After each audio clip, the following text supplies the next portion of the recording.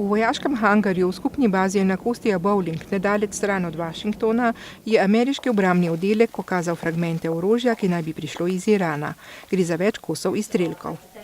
In this warehouse is concrete evidence of illegal Iranian weapons proliferation gathered from direct military attacks on our partners in the region.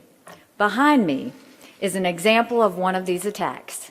These are the recovered pieces of a missile fired by Houthi militants from Yemen into Saudi Arabia. The missile's intended target was the civilian airport in Riyadh, through which tens of thousands of passengers travel each day. Haleyjeva je izpostavila, da bi lahko Iran izstrelil orožje na katerokoli pomembno mednarodno letališče in s tem povzročil ogromno civilnih žrtev. I repeat, the missile was used to attack an international civilian airport in a G20 country.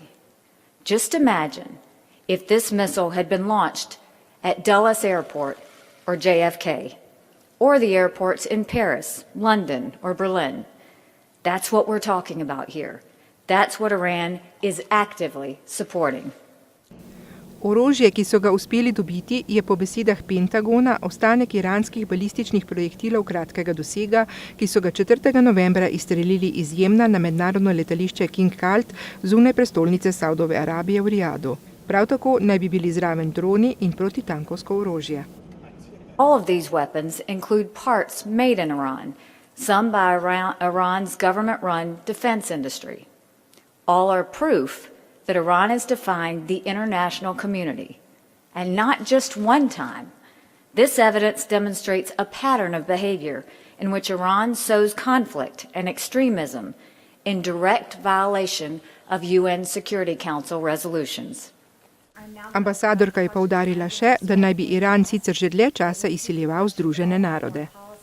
Everyone has focused on the nuclear deal, and Iran has hidden behind the nuclear deal, constantly threatening to get out of it. But these are the things they're doing while we're all looking the other way. And these are the things that will be dangerous, that will lead us to the next North Korea if we don't do something to stop it. Izrazila je strah, da se bo nevarnost razširila. Prav zaradi tega bi bilo treba se čim prej dogovoriti z Iranom, ki podpira paravojaško enoto milice Houthijev.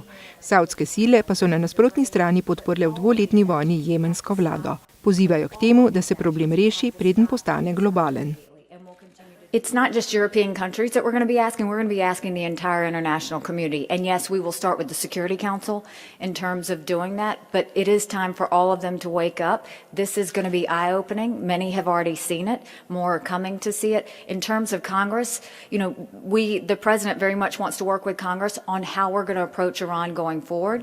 Iran je sicer zanikal oskrbovanje Houthijev s takim orožjem.